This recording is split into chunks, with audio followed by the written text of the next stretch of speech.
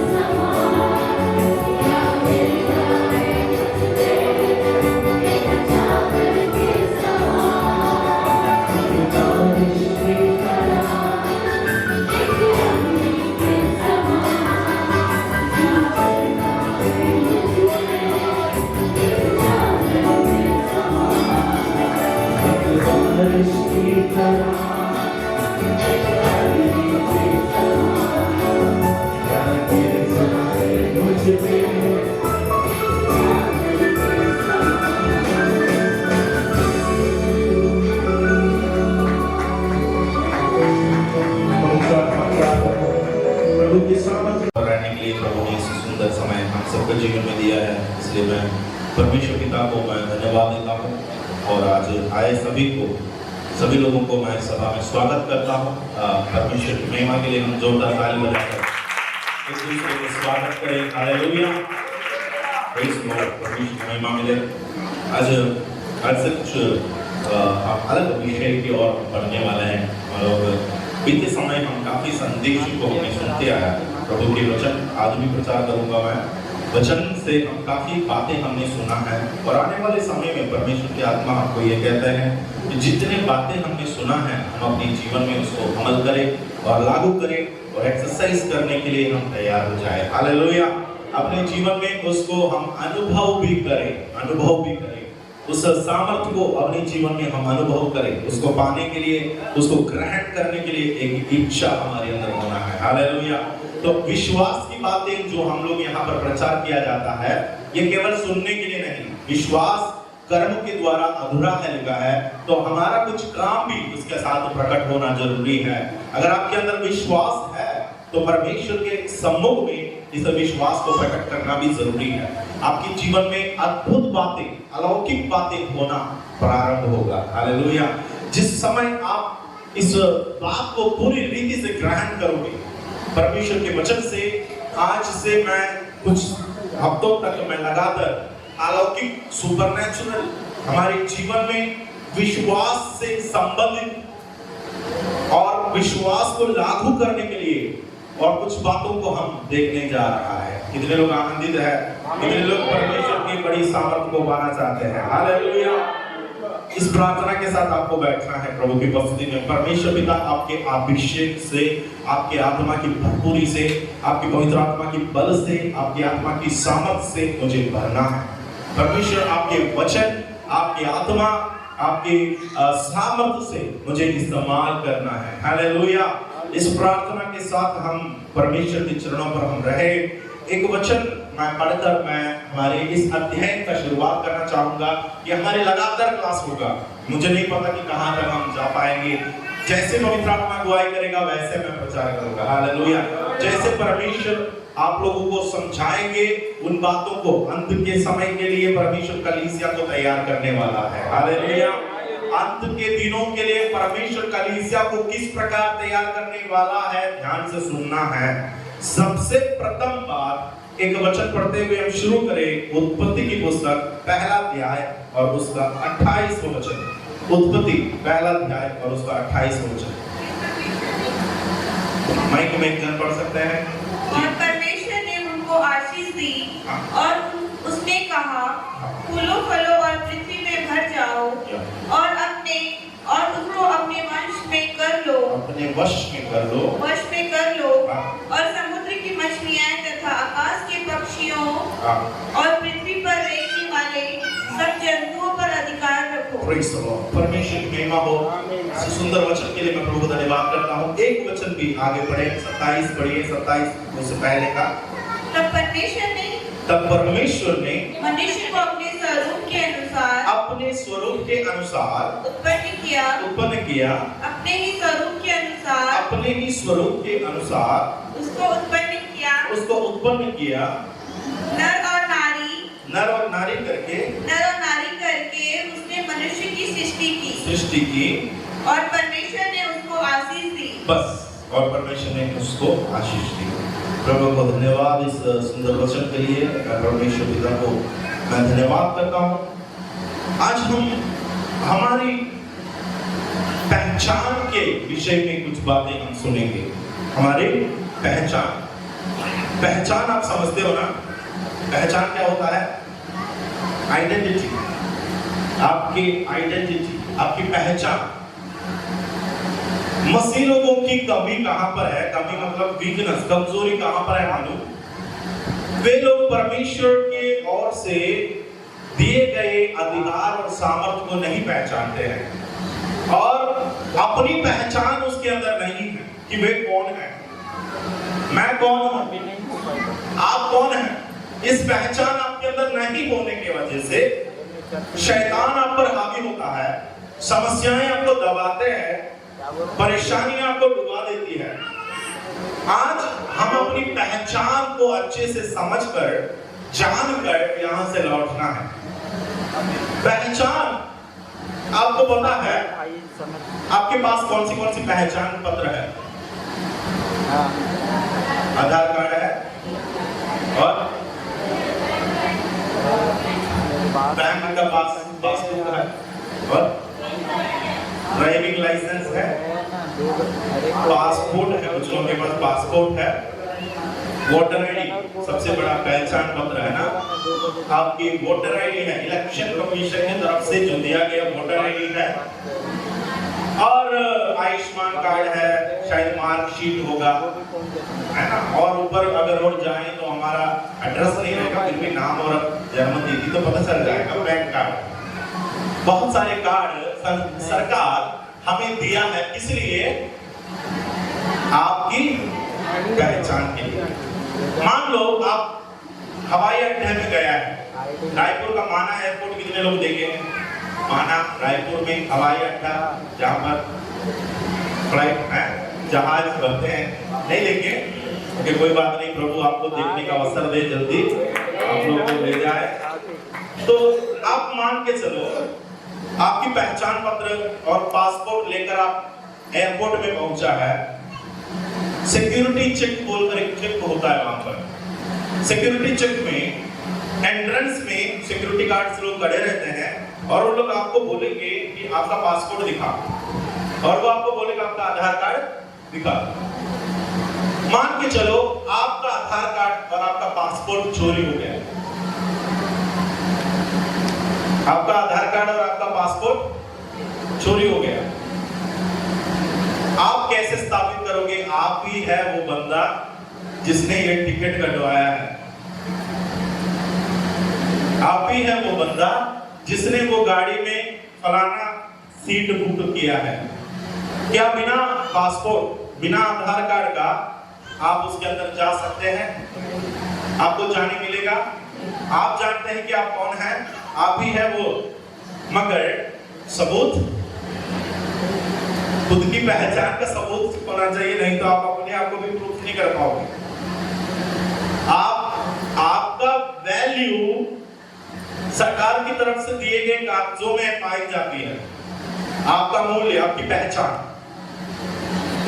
खो दोगे, identity theft हो गया या उसका चोरी हो गया, तो आप खुद को सिक्योरिटी गार्ड के सामने आप स्थापित करने नहीं पाओगे कि आप ही है वो मनुष्य जिसने ये हवाई जहाज के लिए टिकट बुक किया है। आपको बोलेगा भाई नहीं, चले जाओ, जाने नहीं मिलेगा। जैसे ये पासपोर्ट चोरी होता है, वैसे कई मसीह लोगों का आत्मिक पासपोर्ट को शैतान चुरा लिया है। सुने, जैसे ये पासपोर्ट चोरी हुआ है, वैसे कई मसीह लोगों का आत्मिक पासपोर्ट, आत्मिक आधार कार्ड को शैतान क्या किया? आज आपकी पहचान आपने खो दी है।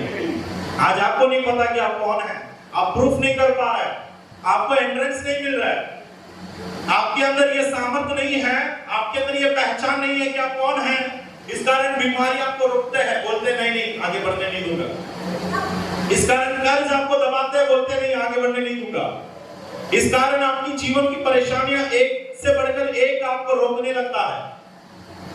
आज अपनी पहचान को पहचानना है, आज अपनी पहचान जो खो दिया है उसको वापस पाना है।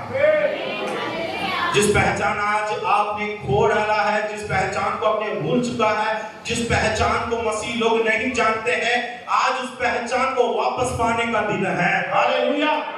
जिस समय पहचान आपको वापस मिल जाएगा, याद रखना परमेश्वर आपको बड़ी सामर्थ्य से इस्तेमाल करने वाला है। मसीह लोगों की पहचान हम लोग इस विषय में हम देखेंगे।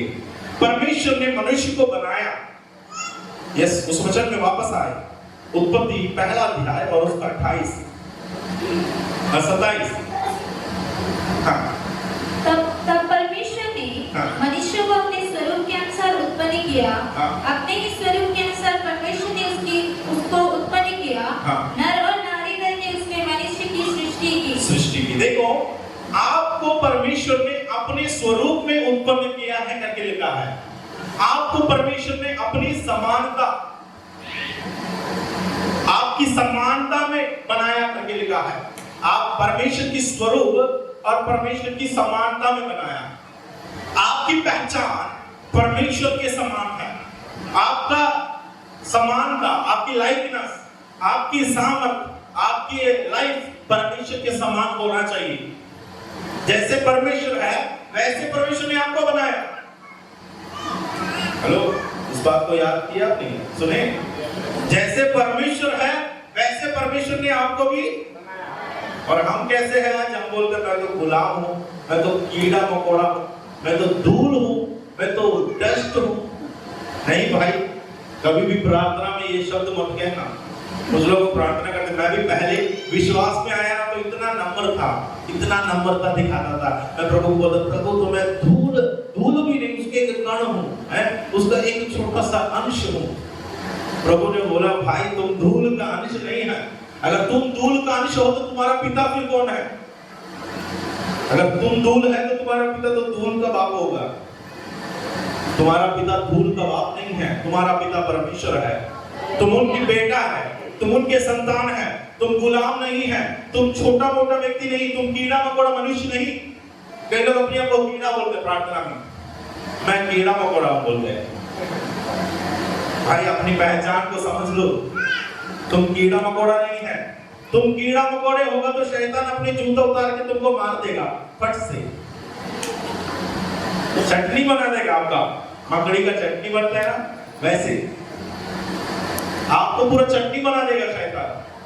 तुम कौन हो ये बात को जान ले। वचन में लिखा है परमेश्वर ने अपनी स्वरूप और अपनी समानता में मनुष्य को बनाया।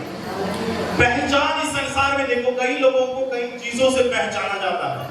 अंबानी को कहा है तो हम बोले धन के नाम से वो पहचाना जाता है ना, या जियो के नाम से वो पहचाना जाता है। कुछ भाई लोगों को देखा है जिन लोग अपने मोबाइल के नाम से पहचाने जाएंगे, बोलेंगे वो भाई है ना जिसके पास एप्पल का मोबाइल है ना। किसी का पहचान ऐसा है। कुछ बहन लोग एक दूसरे को ऐसा पहचानती है, वो लंबी बाल वाली बहन है ना, और पहचान उसकी बाल में है।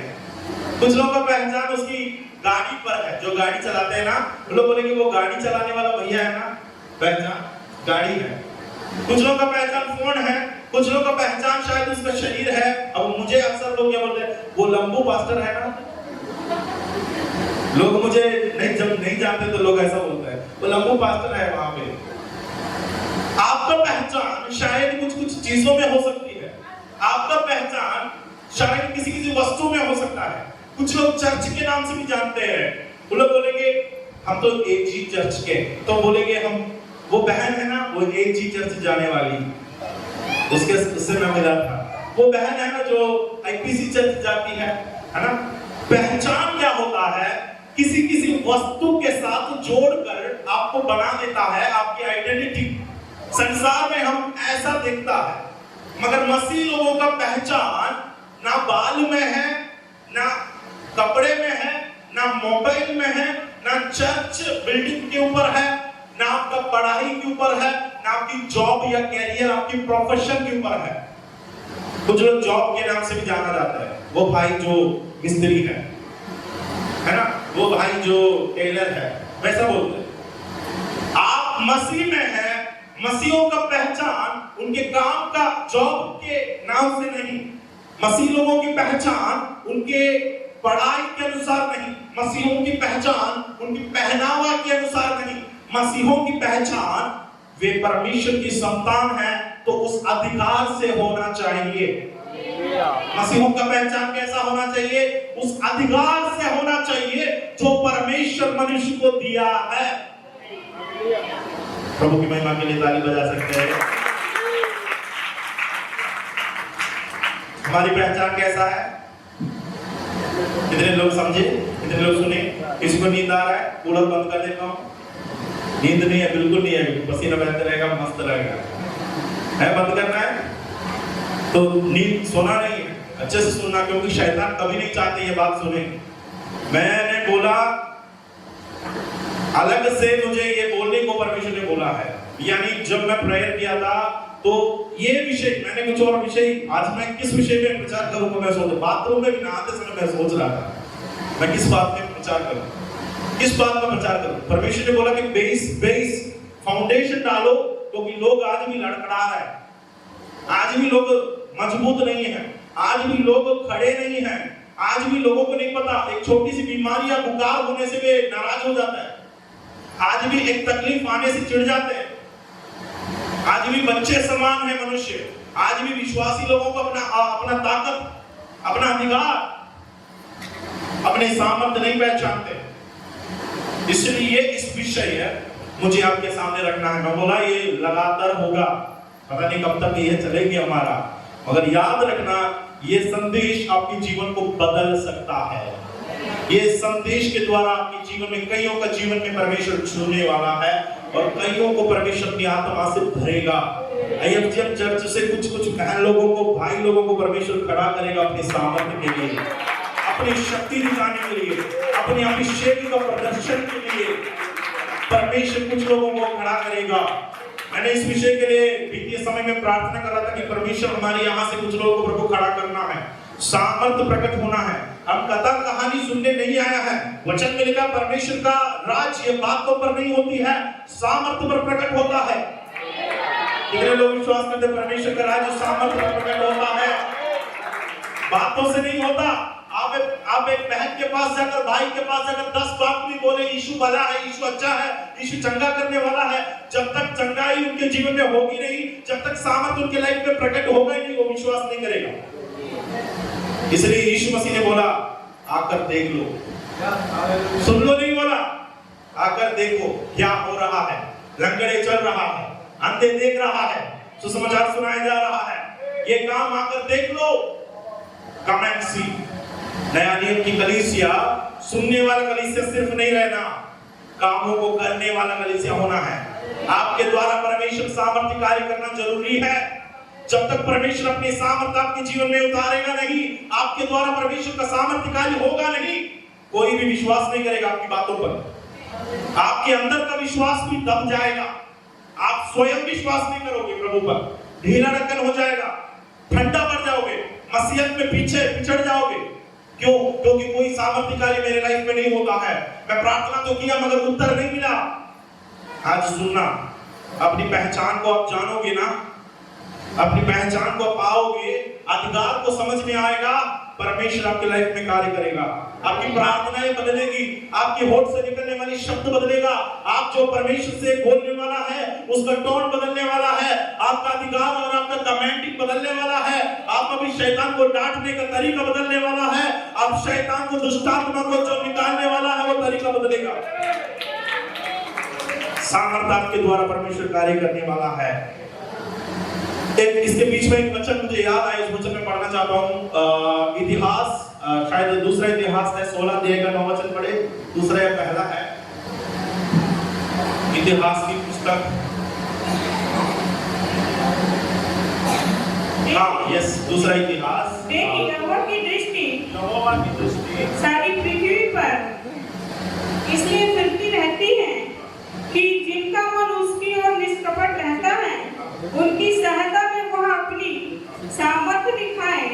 तूने यह काम मूर्खता से किया है।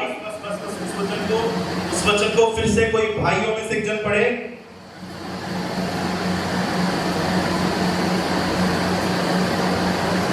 इस वचन को आप अपनी बाइबल से कोई एक जन भाइयों में से पढ़े।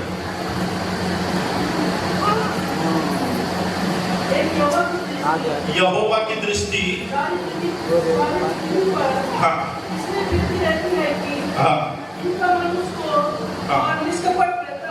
जी, उनकी सहायता मैं वही अपनी सामर्थ्य दिखाऊंगा, दिखाएं। देखो, इस वचन को आप याद रखें, परमेश्वर की दृष्टि सारी पृथ्वी पर इसलिए फिरती रहती है।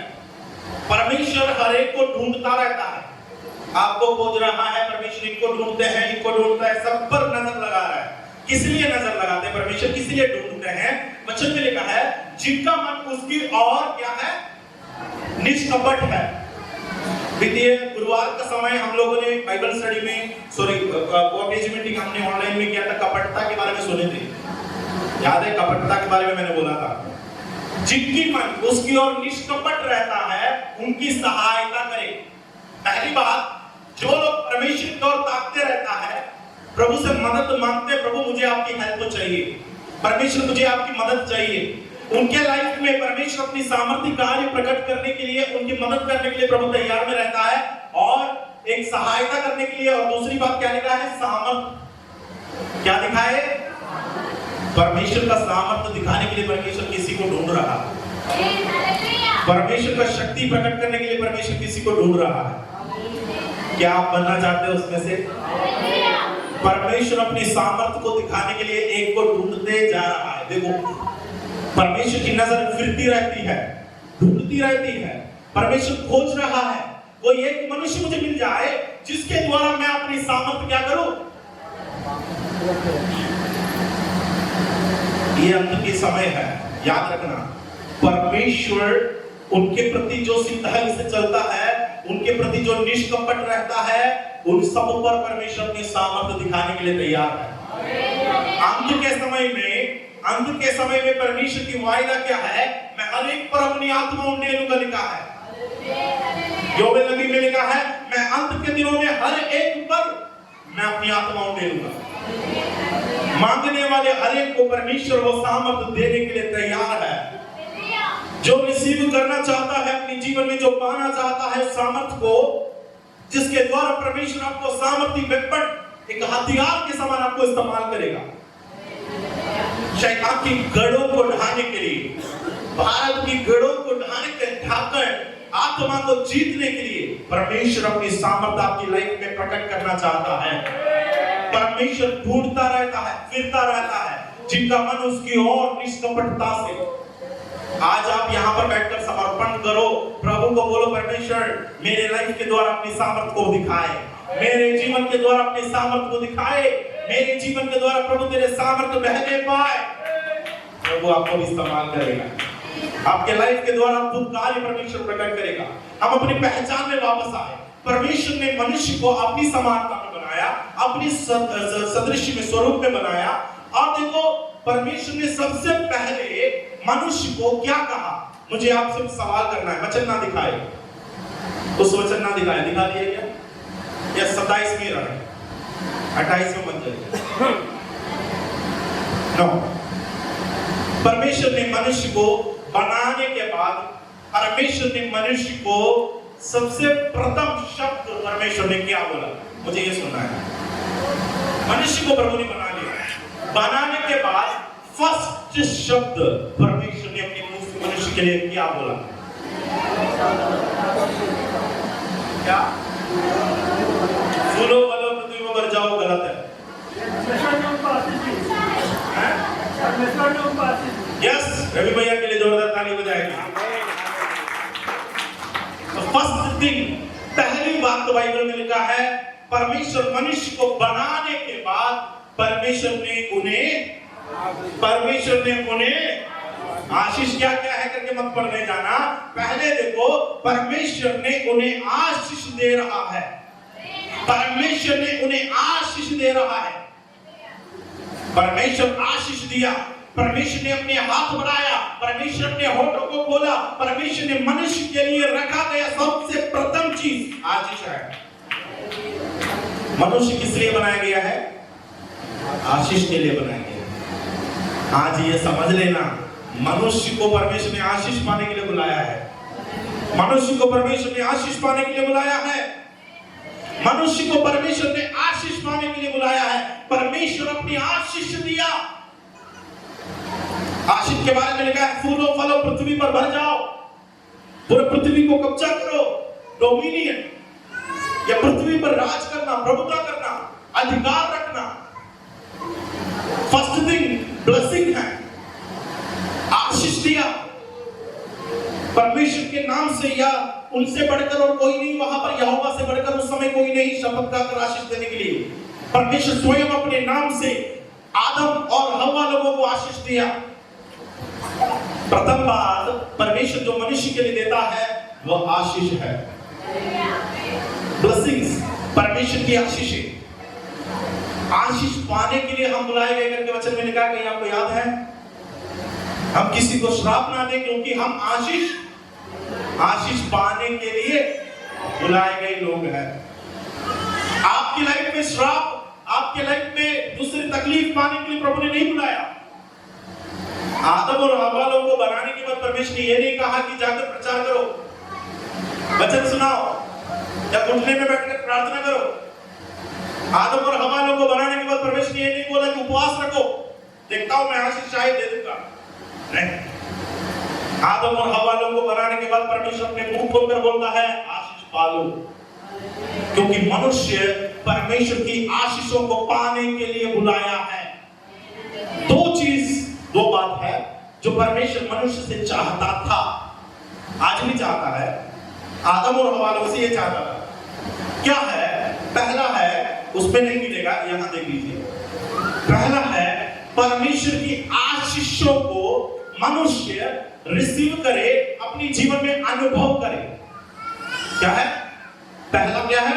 परमेश्वर की आशीषों को आपकी लाइफ में अनुभव करें। अनुभव करना मतलब अपने जीवन में उपयोग करना, इस्तेमाल करना, अपने जीवन में उसको लागू करना, अपने जीवन में ग्रहण करना। परमेश्वर चाहता है कि उनकी आशीषों को आप अपनी लाइफ में उपयोग करें, इस्तेमाल करें, उसका अनुभव करें। और दूसरी बात है, परमेश्वर के समान आप भी कार्य करें। क्या है? To function like God। जैसे परमेश्वर कार्य करता है वैसे आपको कार्य करना है। एक, परमेश्वर की आशीषों को पाना है, और दूसरा परमेश्वर के समान कार्य करना है। ये दो बात परमेश्वर ने कहा है, ये दो बात परमेश्वर ने चाहा। उदाहरण के लिए, अगर आपके बच्चे हैं, ठीक है, आपकी बेटा है, बेटी है, कोई भी आपके संतान, एक बाप को अपने बच्चा, उनकी पैसा या उनके पॉकेट या पापा पैसा दिया, कुछ खरीदा, है ना, नहीं तो आपकी बैंक बैलेंस से उन्होंने कुछ कपड़ा वस्त्र खरीद लिया, अच्छा लगेगा, ठीक है, बहुत बढ़िया, मेरा बेटा मेरा पैसा का तो इस्तेमाल किया है, उसमें खुशी होती है। जब अपने बच्चा पापा का गाड़ी इस्तेमाल करने लगता है, गाड़ी चलाने लगेगा, पापा का कपड़ा नहीं तो पहनने लगेगा, नहीं तो पापा के साथ, है ना, कुछ काम करने लगेगा। जब अपने पिता के साथ या अपने पिता के सामानों को, चीजों को अपने बेटा भी इस्तेमाल करने लगता है कि एक बाप गर्व एकदम अच्छे लगता है, आनंदित हो जाता है ना। उनको लगेगा कि मेरा बेटा भी मेरे आशीषों को, मेरी चीजों को इस्तेमाल करने लगा है। ये पहली बात। मगर एक पिता इससे ज्यादा आनंदित उस बात पे होगी जब दूसरे लोग कहेंगे, अरे भाई तुम्हारे बेटा तो तुम्हारे जैसे बात करता है, तुम्हारे बेटे तो तुम्हारे जैसे दिखता है, तुम्हारे बेटे तो तुम्हारे जैसे बोलता है। ये सुनने में ज्यादा खुशी होता है, या तुम्हारे बेटे तुम्हारे पैसा से कुछ सामानों को खरीदा है, या तुम्हारी गाड़ी चलाया है, तुम्हारे कपड़ा पहना है, ये दोनों में किस बात में ज्यादा खुशी होगी? तुम्हारे समान बात करता है, तुम्हारे जैसा दिखता है, तुम्हारे जैसा बोलता है, तुम्हारे जैसा करता है।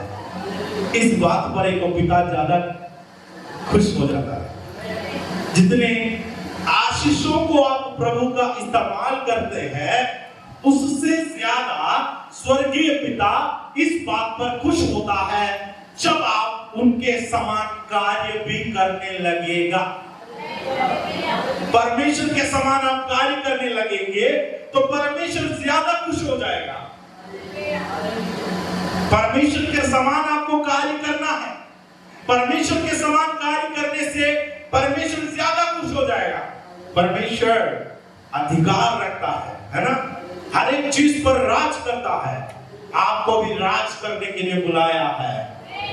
परमेश्वर ने आपको राज करने के लिए बुलाया है, शैतान पर राज करने के लिए बुलाया है, बीमारियों पर राज करने के लिए बुलाया है, कर्ज पर राज करने के लिए बुलाया है, आपकी तकलीफों पर कदम रखकर उसको पैरों के निचले भाग में करने के लिए बुलाया है।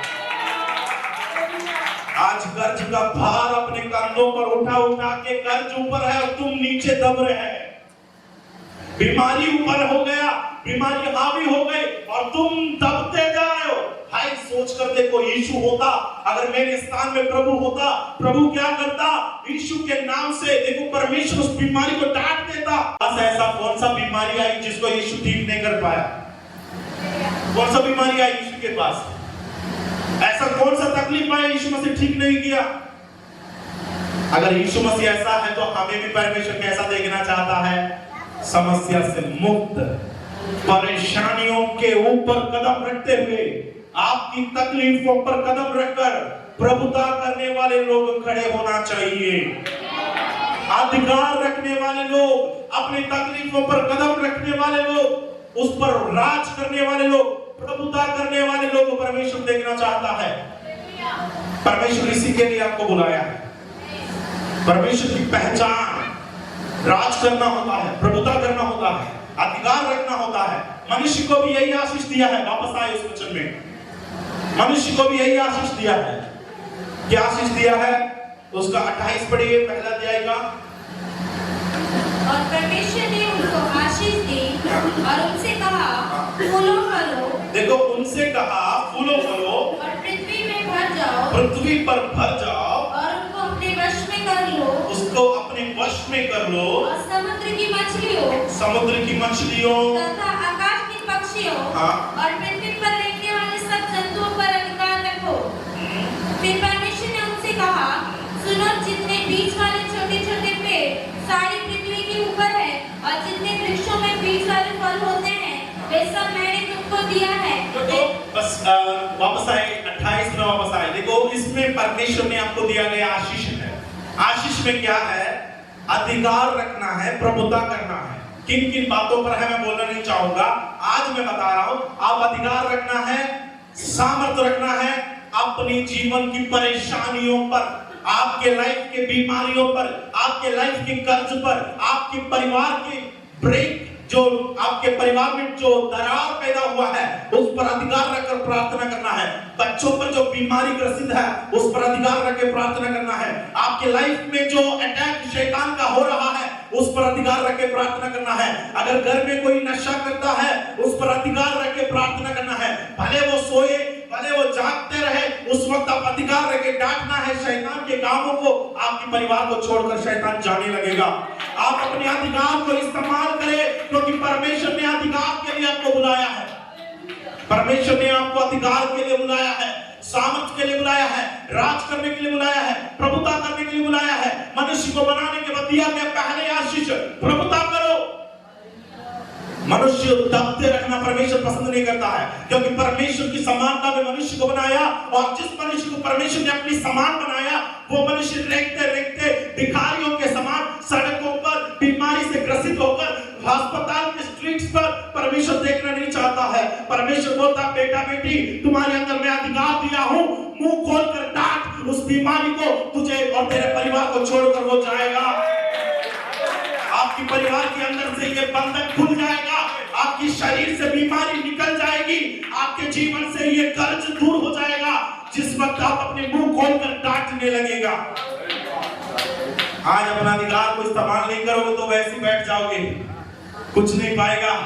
यहाँ बोया जाएगा वचन, मगर आप रिसीव नहीं करोगे, आपके लाइफ में इसको लागू नहीं करोगे, परमेश्वर कुछ भी नहीं करने वाला है। जितने लोग मगर इसको ग्रहण करने के लिए तैयार होंगे, उनके लाइफ को बदलते हुए आपको भविष्य में दिखाई देगा। उनके लाइफ बदलते हुए आपको दिखाई देगा। जितने लोग विश्वास इन बातों को ग्रहण करते हैं ना, उनके लाइफ बदलते हुए आपको दिखाई देगा। आज से अपनी पहचान को जानना है, आज से अपनी पहचान को पहचान लो कि तुम परमेश्वर के पुत्र है, तुम परमेश्वर के समानता में बनाया है, तुम परमेश्वर के संतान है, और तुम्हें प्रभु ने यह अधिकार दिया है। परमेश्वर ने आपको यह अधिकार दिया है। तो परमेश्वर मनुष्य को आशीष देता है। शैतान की सबसे बड़ी चालाकी सुन लीजिए। किसी ने कहा, the evil of the root of every evil, हर एक बुराई का जड़, to doubt God's goodness, हर एक बुराई का जड़ क्या होता है मालूम? परमेश्वर की भलाई पर संदेह करना, परमेश्वर की अच्छाई पर संदेह करना। परमेश्वर आपको आशीष देना चाहता है, परमेश्वर आपको ब्लेस करना चाहता है, मगर आप बोलते हैं कि मेरी लाइफ में प्रभु ऐसा क्यों किया? आप बोलते हैं कि पर मेरी लाइफ में ऐसा बीमारी क्यों आई? आपके अंदर डाउट हो रहा है कि मेरे लाइफ में प्रभु काम क्यों नहीं करता है। अगर प्रभु मुझे आशीष देना चाहता है तो ये बीमारी फिर क्यों है? कई बहन लोगों का सवाल प्रश्न ये है, अगर प्रभु मुझे आशीष देना चाहते हैं तो मेरे परिवार में मेरे पति ऐसा क्यों है? अगर प्रभु मुझे आशीष देना चाहते हैं तो मेरे परिवार में कर्ज क्यों है? अगर प्रभु मुझे आशीष देना चाहते हैं, अगर प्रभु भला है, प्रभु अच्छा है, तो मुझे ऐसा क्यों नहीं हुआ? मुझे ऐसा जॉब क्यों नहीं मिला? आज समझना, ये संदेह, ये प्रश्न, ये सवाल आपके मन में शैतान बोता है, ये बीज शैतान डालता है। अगर प्रभु भला है तो मुझे बच्चा क्यों नहीं हुआ? प्रभु भला है मगर शैतान बुरा है। प्रभु भला है, शैतान क्या करता है? आपके मन में संदेह डाल दिया, मुझे आशीष मिलेगा कि नहीं, मुझे आशीष मैं पाऊं कि नहीं। हर एक बुराई का जड़ ये होता है प्रभु की आशीषों पर संदेह करना, प्रभु की ब्लेसिंग्स पर संदेह करना। परमेश्वर ने आपको जो रूप दिया है, मैं बोलूंगा डिजाइन जो बनाया है, ये एक बोतल है, इसका रूप तो क्या बोलते हैं? आकार ना, डिजाइन को आकार। इसका आकार पानी भरने के लायक बनाया है ना, इसका आकार देखो, ये पानी भरने के लिए बनाया गया। इसका ये किताब का आकार देखो, पढ़ने के लिए बनाया गया। अगर ये किताब का आकार इस तरफ बना दिया जाता तो हम कैसे पढ़ते? नहीं पढ़ सकता।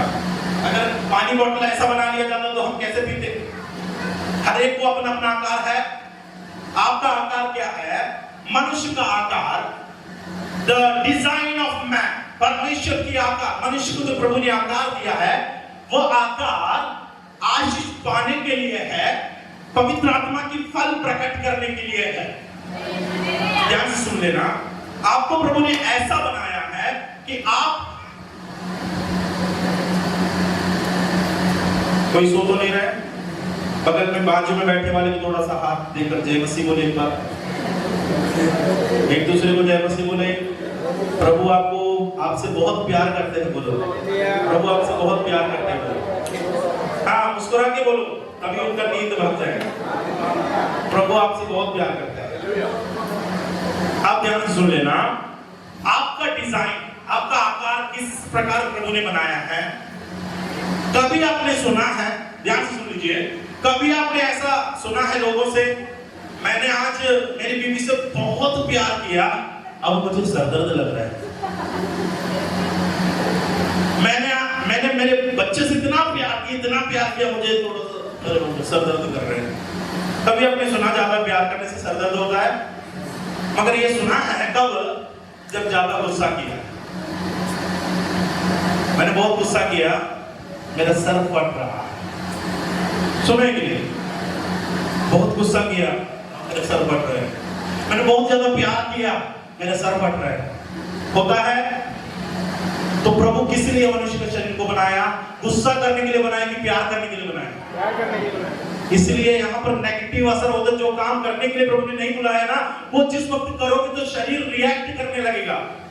जो काम के लिए प्रभु ने आपको बुलाया नहीं, वो काम जब करोगे शरीर रिएक्ट करता है। ज्यादा प्यार करने से, प्रेम करने से सिरदर्द नहीं होता है, गुस्सा करने से सिरदर्द होता है। परमेश्वर ने आपको प्रेम करने के लिए डिजाइन आपको बनाया है, क्रोध करने के लिए नहीं बनाया। प्रभु ने आपको मेल रखने के लिए, शांति से रहने के लिए बुलाया, झगड़ा करने के लिए नहीं बुलाया। आपका डिजाइन, आपको होश होना चाहिए। ड्राइवर लोग कितने लोग हैं हमारे यहाँ पे? गाड़ी चलाने वाले लोग, ड्राइवर लोग देखो 6-7 लोग हैं। फिर लोगों से मैं पूछूं, डीजल इंजन की गाड़ी में पेट्रोल डालने से क्या होगा? डीजल की गाड़ी है, आपकी कार डीजल इंजन का है, आपने भर दिया उसमें पेट्रोल, क्या होगा बताइए? गाड़ी अच्छे से चलेगा? भाई माइलेज मिलेगी? या पेट्रोल इंजन की गाड़ी में डीजल डालने से यही होता है ना, गाड़ी बंद हो जाएगा, साफ करना पड़ेगा। पूछ के देख लो भाई लोगों से, टंकी खाली करना पड़ेगा। आपका लाइफ प्रभु की आशीष पाने के लिए, पवित्र आत्मा की फल को प्रकट करने के लिए बनाया गया है। और इसी शरीर से जब बुरे बुरे काम आप भर देता है, याद रखना तुम्हारी गाड़ी भी आगे नहीं बढ़ेगी। कितने लोगों को यह सच्चाई पता चल गया? हालेलुया। आपको परमेश्वर किस लिए बनाया है? आशीष पाने के लिए, आशीष देने के लिए। कभी भी पड़ोस को श्राप मत देना। पड़ोसी के घर में चिकन बनाया था और मुझे दिया भी नहीं, बहन नाश हो जाए यीशु के नाम से, नहीं, कभी नहीं बोलना। वो मेरे को नहीं दिया, मेरा घर छोड़ के दूसरा पड़ोस को दे दिया, है ना? वो तो होता है। आपको शायद वो ध्यान नहीं देगा, पड़ोस आपको ध्यान देना दे, पड़ोस आपको गाली देना दे, बदले में आपको नहीं देने का है। चिकन करी नहीं, गाली। सब्जी बनेगा तो जरूर ला के छोड़ देना, बहन ले लेना। आप मुझे दे ना दे तो भी आपके अंदर एक प्रेम का आत्मा आपके अंदर वास करता है। परमेश्वर ने आपको डिजाइन, आपका रूप, आपका आकार उसी के लिए बनाया है। जिस काम आपको करना है, अगर वो आप करने लगेगी, गाड़ी मस्त चलेगा, गाड़ी खूब दौड़ेगी, आपकी गाड़ी में भागने में कोई दिक्कत नहीं होगी।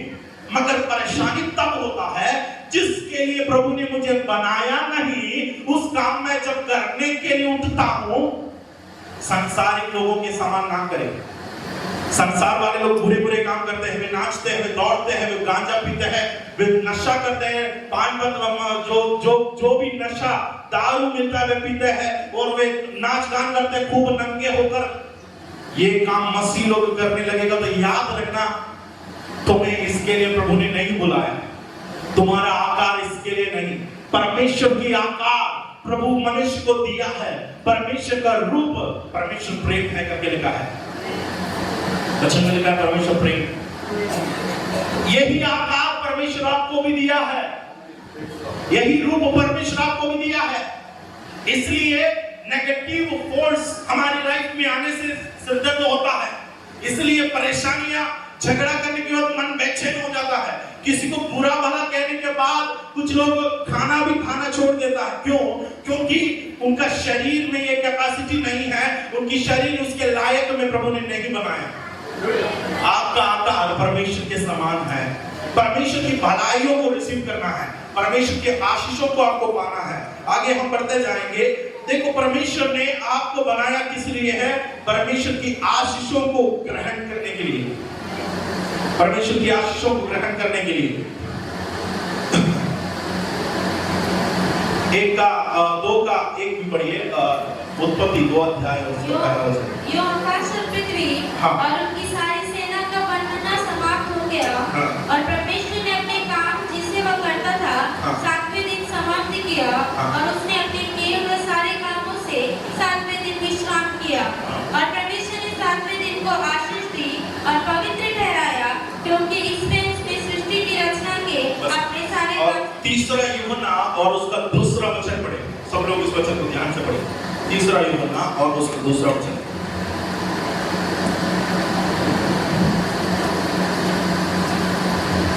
हे प्रियो, मेरी यह प्रार्थना है कि जैसे तू आत्मिक उन्नति कर रहा है, वैसे ही तू सब बातों में उन्नति करे और भला चंगा रहे। क्योंकि जब भाइयों ने आकर तेरे उस सत्य की गवाही दी जिस पर तू सचमुच चलता है, तब मैं बहुत ही आनंदित हुआ। Praise the Lord. देखो, उसका दूसरा वचन में फिर से फोकस करेंगे। हे भाइयों, हे प्रिय, मेरी यह प्रार्थना है कि जैसे तू आत्मिक उन्नति कर रहा है, वैसे ही तू सब बातों में उन्नति करे। आत्मिक आशीष पाने वालों, शारीरिक आशीष भी पाना है, मानसिक रूप से आशीष भी पाना है, उन्नति करना है। वचन में क्या लिखा है? एक चीज दूसरे से कनेक्टेड है। अगर जिस प्रकार तुम आत्मिक उन्नति करोगे, उसी अनुसार तुम्हारा शरीर भी भला चंगा रहेगा।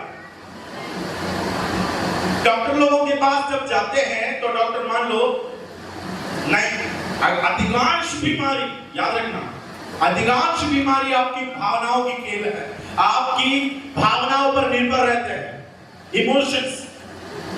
अगर आपको कोई बुरी खबर सुनने आए, अचानक चक्कर आ जाते हैं, चक्कर आके गिर जाते हैं। कोई गुस्सा किया या कोई झगड़ा किया तो बीपी बढ़ जाता है, बीपी हाई हो जाता है। डॉक्टर लोग के पास जाने से, मैं कल भी बताया, डॉक्टर लोग के पास जाने से डॉक्टर बोलेंगे रिलैक्स, डू नॉट पैनिक, है, चिंता ना करो, भयभीत ना हो, टेंशन मत लेना। डॉक्टर लोग क्यों बोलता है? क्योंकि जिस वक्त तसल्ली हमें मिलता है, चिंता ना करने से बीपी कैसे डाउन होता है। जो बीपी हाई हो गया था, जो प्रेशर हाई हो गया था ना, चिंता नहीं करने के लिए बोलते डॉक्टर लोग, ये दवाई है। चिंता नहीं करने से बीपी जो हाई हो गया वो क्या हो जाएगा? नॉर्मल हो जाएगा। ये माता लोग बहुत चिंता करते हैं अपने बच्चों के विषय में, अपने भविष्य के बारे में सोचकर। चिंता ज्यादा करने से आपकी बीपी हाई होते जा रहा है, तो डॉक्टर बोलते हैं चिंता मत करो। डॉक्टर के पास और कोई दवाई नहीं है देने के लिए, आपको बोलने के लिए बस इतना है कि चिंता ना करो। कारण क्या है? आपका हृदय, आपकी भावनाएं, आपके दिमाग और आपके विचारों के बीच में कनेक्शन है। आपकी शरीर से वो कनेक्टेड रहता है। आपकी विचार और आपकी शरीर दोनों आपस में जुड़ा रहता है। जिस वक्त बुरी बुरी बातें आपको सुनने को मिलेगा, आपके शरीर में नेगेटिव एनर्जी होता है और बीमारियां बढ़ने लगती है, बीमारियों को बढ़ने के लिए स्थान मिल जाती है। इसलिए डॉक्टर लोग बोलेंगे, आपको पता है डॉक्टर लोग भी कहा है कि बहुत सारी ऐसी कैंसर बीमारियां भी है जो मन खेदित होने से मन अपने आप में शरीर में आते हैं। मैं नहीं बोल रहा, डॉक्टर लोग बोल रहे। इतना रिसर्च होता है और डॉक्टर लोग बोलते हैं, ये सुलेमान भी पहले कहा था, आनंदित मन एक अच्छी औषधि है। जिसका मन खुश रहता है वो एक अच्छा दवाई है, एक अच्छी औषधि है। मन को और हमारी आत्मा और शरीर दोनों कनेक्टेड रहता है। इस कारण वचन में क्या लिखा है? जिस प्रकार तुम आत्मिक उन्नति करते हैं, वैसे शारीरिक उन्नति भी करना और वैसे तुम मानसिक रूप से भी उन्नति करना। कई लोग प्रभु के पीछे चलता है, आत्मिक आशीष को पाया है, शारीरिक रूप से डाउन है, गरीब जैसे, कंगाल जैसे, निर्धन जैसे, और वो चाहते भी नहीं हालत बदल गई। याद रखो, परमेश्वर ने जो आशीष दिया है वो आत्मिक आशीष केवल नहीं है। मैं विश्वास नहीं करता कभी भी प्रभु परमेश्वर ने मुझे जो आशीष दिया है सिर्फ आत्मिक आशीष है। ऐसा प्रचार करने वाले लोग हैं केरल में, मुझे पता है, मगर मैं विश्वास नहीं करता। मैं इसका आधार में मुझे एक वचन परमेश्वर ने दिया है, वो क्या है मालूम? यीशु मसीह मुझे धनी बनाने के लिए स्वयं क्या हो गया? कंगाल हो गया। आत्मिकता में यीशु कंगाल हुआ कि शारीरिक बातों में यीशु कंगाल हुआ? हर बात में यीशु मसीह, मान लो शरीर में यीशु मसीह कंगाल होकर दुनिया में आया, शारीरिक बातों में मुझे धनी बनाने के लिए। किस बातों में प्रभु आपको धनी बनाएगा?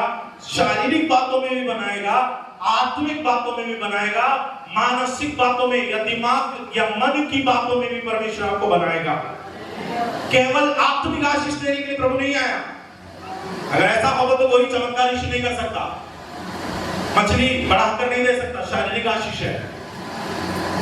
टैक्स खर्च करने के लिए पैसा मछली के मुंह से यीशु मसीह ने निकाल कर दिया, नहीं दे सकता।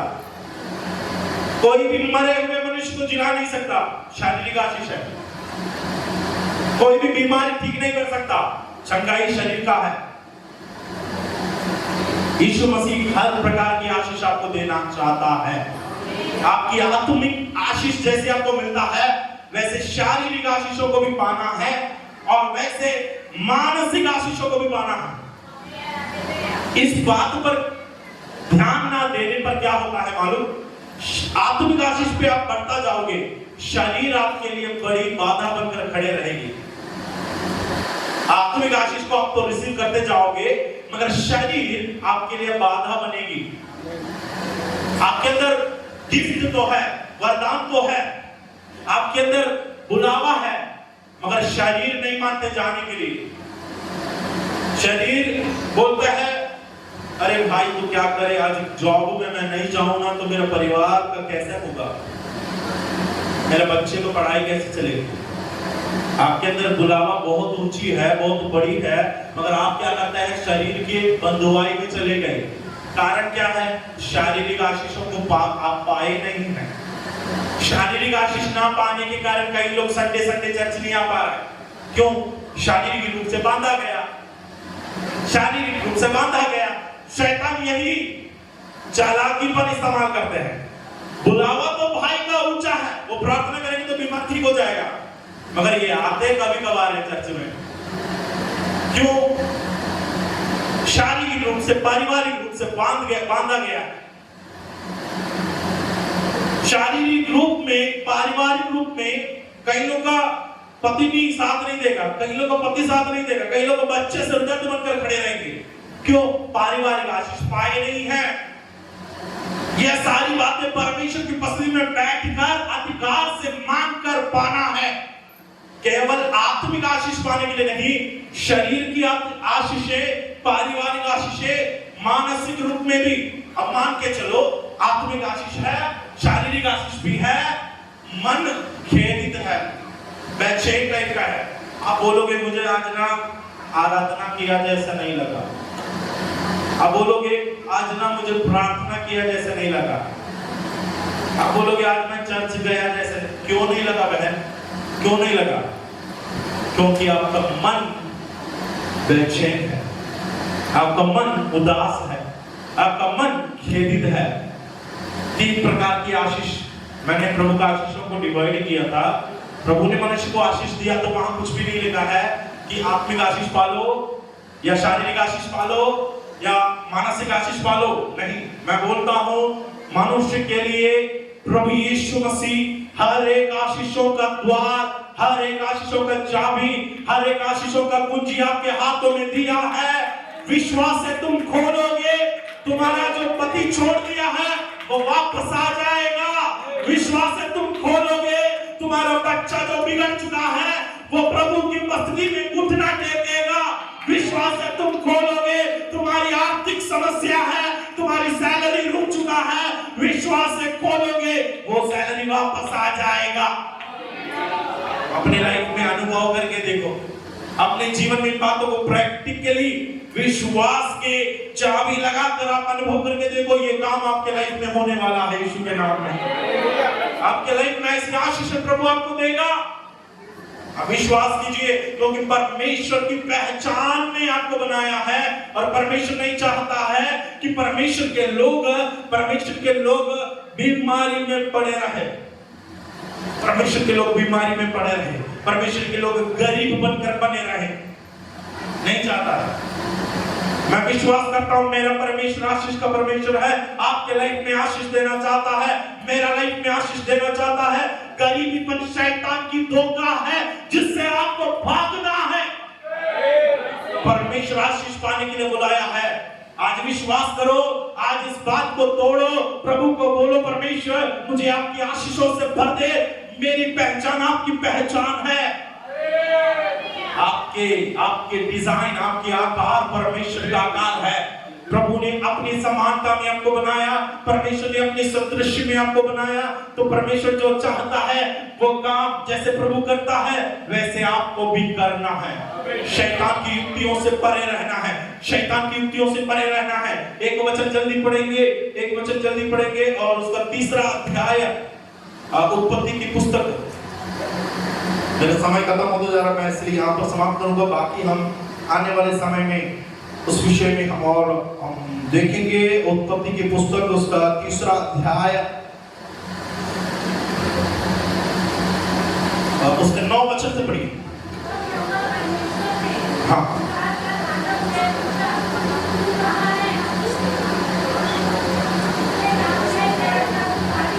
तीन का एक पढ़िए, माइक में पढ़िए। 3 का 1। हाँ। जितने बनेलू पशु बनाए थे उस सब में सर्पदूत था। उसने स्त्री से कहा, क्या सच है कि परमेश्वर ने कहा तुम इस वाटिका के किसी वृक्ष का फल ना खाना? स्त्री ने सर्प से कहा, इस वाटिका के वृक्षों के फल हम खा सकते हैं, पर जो वृक्ष वाटिका के बीच में है उसके फल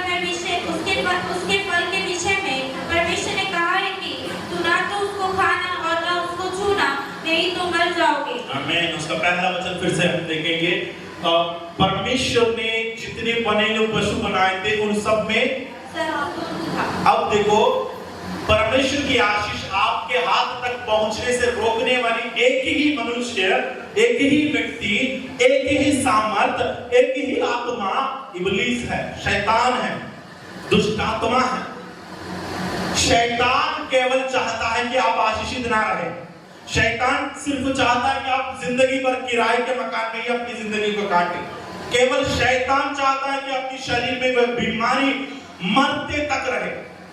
केवल शैतान ये चाहता है, परमेश्वर नहीं चाहता है। शैतान प्रथम मनुष्य के पास क्यों गए आपको पता है? प्रथम मनुष्य को प्रभु ने क्या दिया? आशीष दिया। याद रखो, शैतान आपके पास क्यों आना चाहता है? प्रभु की आशीष से दूर करने के लिए, प्रभु की आशीष को इस्तेमाल ना करने के लिए। शैतान धूर्तता लिखा है ना, बहुत चालाक था। स्त्री के पास गया, आदमी के पास नहीं, स्त्री के पास गया। आदम, मुझे लगता है कि आदम को वचन का ज्यादा जानकारी है, क्योंकि परमेश्वर ने आदम से शायद बोला होगा, बेटा देखो दोनों को आशीष दिया, फिर भी आदम ज्यादा फोकस्ड है, आदम का ध्यान ज्यादा है, क्योंकि स्त्री आने के बाद आदम ज्यादा फोकस करने लगा परमेश्वर पर। तो देखो, आदम को परमेश्वर ने समझाया है कि क्या करना है, ये वो नहीं करना, ये नहीं करना। आदम शायद अपनी पत्नी को समझाई होगी, फिर भी आदम का उतना ज्ञान शायद उस समय हवा के पास नहीं है परमेश्वर के विषय में। तो आदम के पास जाने के बजाय स्त्री के पास गया, स्त्री से कहा कि सचमुच में परमेश्वर ने ऐसा कहा है। परमेश्वर की भलाइयों पर संदेह करना, मैंने बोला ना, the root of every evil is doubting the goodness of God। परमेश्वर की भलाई पर संदेह करना हर एक बुराई का जड़ है। जिस समय से आप परमेश्वर पर शक करने लगोगे, संदेह करने लगोगे, याद रखना इब्लीस शैतान के लिए द्वार खोल दिया अपने घर में। शैतान को आने दिया आपने, बोला कि बेटा आ जाओ मेरे परिवार में, संदेह का दरवाजा बंद करो। इसलिए याकूब में हमने एक पिछले बार पढ़ा था, संदेह करने वाला समुद्र की लहरों की वो मनुष्य परमेश्वर से कुछ पाएगा ऐसा मत सोचना, वो कुछ नहीं पाएगा। संदेह करना शैतान की सबसे बड़ी चालाक है, इस्तेमाल करने वाली हथियार है। तो वचन में लिखा है, उसका एक वचन दिखा दीजिए ना। शैतान क्या कहता है? क्या सच है कि परमेश्वर ने कहा कि तुम इस वाटिका के किसी वृक्ष का फल? शैतान चालाकी से मनुष्य से पाप करवाया। अब मैं वो सब बोलना नहीं चाहता, 10वां वचन, सीधा 10वां वचन। उसने कहा, मैं तेरे शब्द बारी से सुनकर डर गया।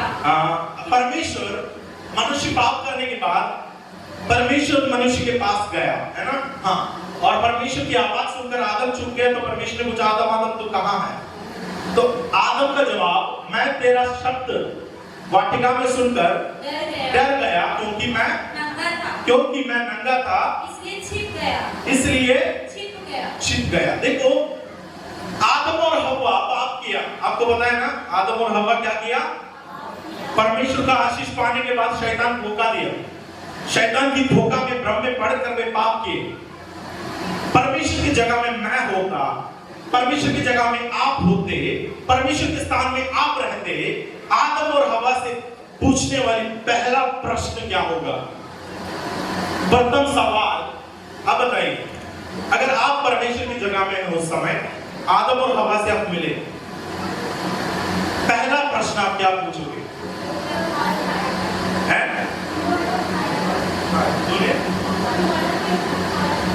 तूने वो फल, अगर मैं होता परमेश्वर के स्थान में, मैं पूछता, आदम तू पाप किया, तुम क्यों पाप किया? यही सवाल हम पूछता ना, आदम तू पाप। परमेश्वर का मन देखो, प्रभु का प्रेम देखो मनुष्य के प्रति। परमेश्वर इंसान से ये नहीं पूछता है कि आदम तूने पाप किया। परमेश्वर का प्रथम सवाल क्या है मालूम? मनुष्य कहता है मैं नंगा हूं इसलिए मैं छुप गया। तो परमेश्वर बोलता है, किसने कहा? किसने कहा? तू क्या किया वो रहने दो, पहले ये मुझे बताओ, हम दोनों के बीच की रिश्ता में तीसरा कौन है? किसने कहा? मनुष्य को परमेश्वर ने अगर कोई वृक्ष मना किया तो वो ज्ञान का वृक्ष है, वो ज्ञान का वृक्ष है। जिस वृक्ष को मनुष्य खाया तो उनकी आंखें खुल गई, नंगा है करके पता चल गया। ईश्वरीय पहचान को खोने की शुरुआत, ध्यान सुन लीजिए, ईश्वरीय पहचान खोने की शुरुआत कहां से है मैं बता देता हूं। अंदर आने के द्वारा उस समय ज्ञान का वृक्ष को परमेश्वर मना किया। आज ज्ञान का वृक्ष क्या है मालूम? हमारे हाथों में है। ज्ञान का वृक्ष गूगल है। गूगल, कोई भी संदेह है तुरंत गूगल में हम सर्च कर लेते हैं। गर्भवती महिला से लेकर बूढ़े माताजी तक गूगल में प्रश्नों का जवाब। बाल बढ़ाने के लिए कौन सी शैम्पू लगाना सही रहेगा, यूट्यूब में सर्च किया, नहीं तो गूगल में सर्च किया।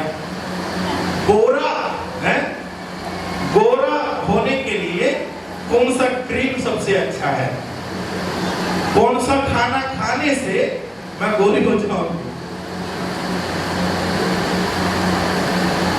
कौन सा कोर्स, कौन सा पढ़ाई करने से मुझे ज्यादा इनकम मिलेगा। ज्ञान का वृक्ष। इतना तक बच्चे, हम लोग बच्चे को पालते हैं, कौन सा खाना बच्चे को देना सही है, कौन सा खाना बच्चे को देना सही नहीं है। हमारा ज्ञान का वृक्ष, हर प्रश्न को हम ढूंढते हैं उसमें। ज्ञान तो आपको बढ़ते हैं, हर प्रकार का ज्ञान आपको मिल जाएगा। पकौड़ा कैसा बनाया जाए, हर ज्ञान आपको मिलेगा। दुनिया की हर बुराई को भी तुम सीखोगे, हर प्रकार की बुरी ज्ञान भी तुम्हारे अंदर आएगा। साथ ही साथ एक धोखा क्या होता है मालूम? जितना ज्ञान बढ़ते हैं ना उतना तुम भय भी खाने लगेगा। जितना ज्ञान बढ़ेगा उतना तुम भयभीत हो जाओगे। एक छोटा सा गुठली यहां पर आया, तुरंत सर्च किया, मेरे शोल्डर के पास गुठली है, गूगल ने बताया कैंसर है। गूगल बता दिया क्या है। यहाँ पे नस जरा सा फूल गया, तुरंत सर्च करके देखा मेरा ये वाले यहाँ पर नस फूला है, क्या है? अरे बाप रे, ये बीमारी से कई बहुत मुश्किल से लोग बचते हैं। गूगल का जवाब मिला, जो शांति मन में था वो भी खो डाला, जो आराम मन में था वो भी खो दिया। Sometimes ignorance is bliss, एक ऐसा कहावत है।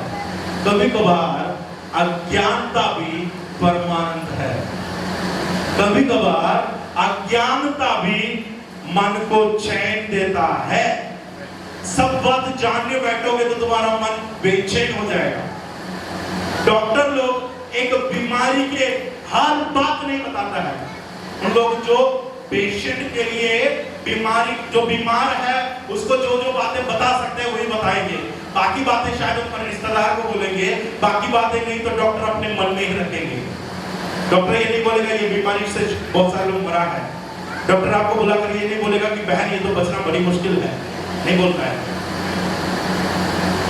हर एक ज्ञान हमारे लाइफ के लिए अच्छा नहीं है। आदम हव्वा को ज्ञान मिला, फल खाया, परमेश्वर का सवाल क्या करता है मालूम? तू पाप क्यों किया नहीं? क्या गूगल ने तुझे बताया कि तुम पापी है, तुम नंगा है? क्या विकिपीडिया तुझे बताई? क्या यूट्यूब तुझे बताई तू नंगा है? मुझे बता, किसने तुझे बोला कि तू नंगा है? किसने बताया कि तू नंगा है? क्योंकि जिस वक्त मैंने मनुष्य को बनाया था उस वक्त मैंने अपनी महिमा का वस्त्र परमेश्वर ने मनुष्य को दिया था। और उस मनुष्य को देखकर नंगा कहने वाला कौन है? परमेश्वर ये जानना चाहता था। किसने कहा कि तू नंगा है? जवाब दो। आदम क्या बोला? आखिरी में सर्प के ऊपर श्राप पड़ा। परमेश्वर की पहचान को मनुष्य कैसे खोया? जब पाप करने के द्वारा जिस बात प्रभु ने मना किया, ज्ञान को रिसीव किया, बुरी बुरी बातों पर चलने लगा। आज गूगल, इंटरनेट एक ओपन प्लेटफॉर्म है। बच्चों के हाथ में मोबाइल है, अच्छी बात है। आज अच्छी बातें देखेंगे, कल बुरी बातें देखने लगेगा, कल बुरे काम करने लगेगा, पैसा की लालच में वे बुरी हरकत करने लगेगा। ज्ञान बढ़ता जाएगा मनुष्य का।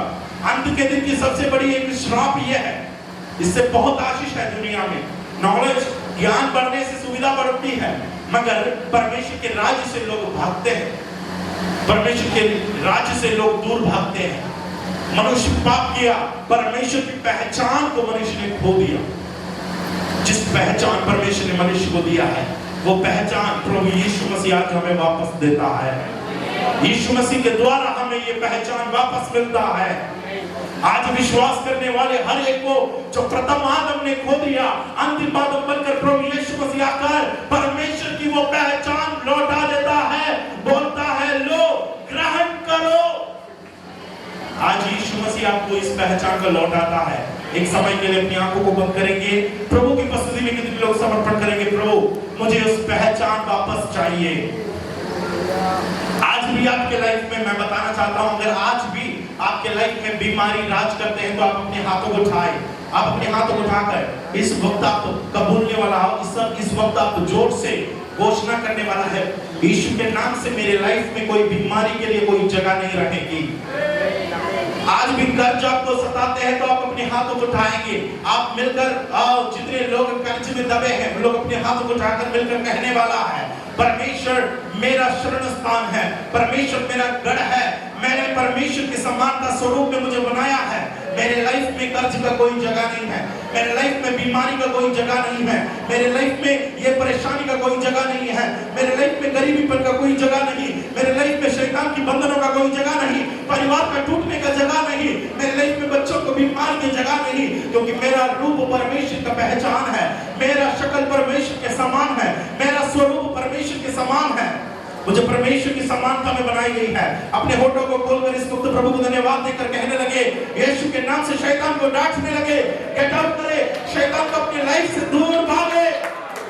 यीशु के नाम से हरे एक हालेलुया कर्ज की आत्मा को यीशु के नाम से डांटे अपनी लाइफ से, यीशु के नाम से बोले निकल जाए, यीशु के नाम से मेरे जीवन से, मेरे परिवार को छोड़कर, मेरे आत्मिक जीवन से, मेरी शारीरिक जीवन से यीशु के नाम से डांटे, यीशु के नाम से डांटे।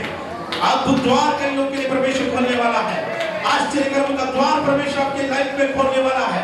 बीमारी का बंधन यीशु के नाम से टूटने वाली है। जितने बहन लोग भाई लोग बीमार हैं, अपने हाथों को उठाकर रखे, परमेश्वर को कहे यीशु के नाम से मैं इस बीमारी की आत्मा को डांटता हूं।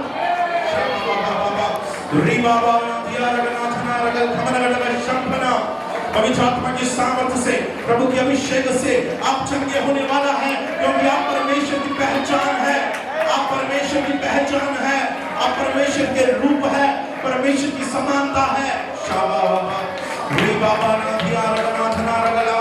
ओ पवित्र आत्मा तेरी मदद अपने लोगों पर डाल, यीशु के नाम से प्रभु चंगा करने वाला हाथ बढ़ा। आज इस वक्त पहचान में लौट आए, प्रभु ने प्रभुता करने के लिए बुलाया है, राज करने के लिए बुलाया है, बीमारी के लिए जगह नहीं है।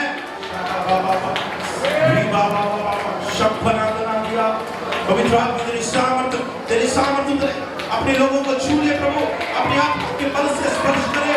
ओ हर एक गरीब यीशु के नाम से, हर एक शैतान के बंधन खुले, बीमारियों का बंधन यीशु के नाम से खुले, दुष्ट शैतान की बंधन यीशु के नाम से खुले। जिसका कोह को परमेश्वर बांध कर रखा है, उन लोगों ने प्रार्थना करी यीशु के नाम से, हर एक को बंधन यीशु के नाम से खुले, यीशु के नाम से खुले, क्योंकि परमेश्वर को पहचान में लोगों को बनाया है, परमेश्वर की पहचान में लोगों को बनाया है। यीशु के नाम से, यीशु के नाम से शैतान के सारे बंधन हालेलुया यीशु के नाम से टूटे, परिवार की बंधनों को, परिवार के बंधनों को यीशु के नाम से तोड़े, परिवार के बंधन यीशु के नाम से टूटे, परिवार के हर बंधन यीशु के नाम से टूटे, हर प्रकार की कर्ज की आत्मा यीशु के नाम से, यीशु के नाम से नशो, हर प्रकार के बंधन यीशु के नाम से टूटे।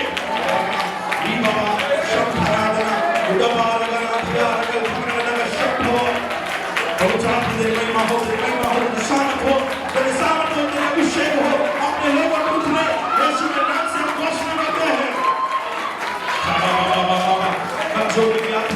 निर्बलता की आत्मा, कमी की आत्मा, वो बीमारी की आत्मा, वो निर्धन बनाने वाली आत्मा यीशु के नाम से शक्ति दिया।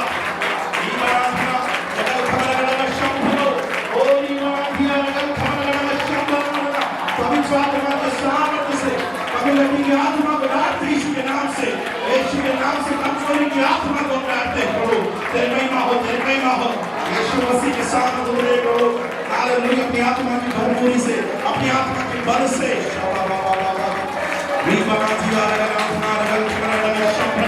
पवित्र आत्मा के सामर्थ्य से, प्रभु के अभिषेक से, प्रभु के अनॉइंटिंग से, परमेश्वर के सामर्थ्य से, अनॉइंटिंग की पहचान से, आत्मा के बल से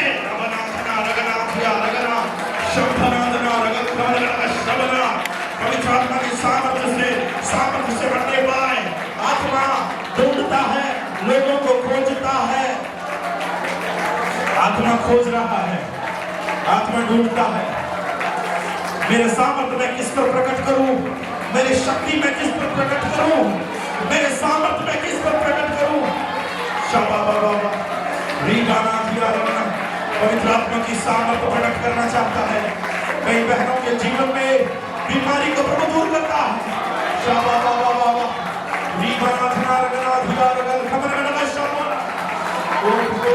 अपनी सामर्थ्य से बने, अपने अभिषेक से बने प्रभु। तेरी महिमा, तेरी सामर्थ्य, तेरी शक्ति। ओ हालेलुया। हाथों में उठाए रखे प्रभु को बोले, प्रभु छू ले मुझे। आज एक छुटकारा मेरे लाइफ में, आज एक छुटकारा मेरे जीवन में मैं देखना चाहता हूँ। आज एक ऐसी अभिषेक मेरे लाइफ में मैं देखना चाहता हूँ। आज इस समस्या से बाहर आते हुए मैं देखना चाहता हूँ। पवित्र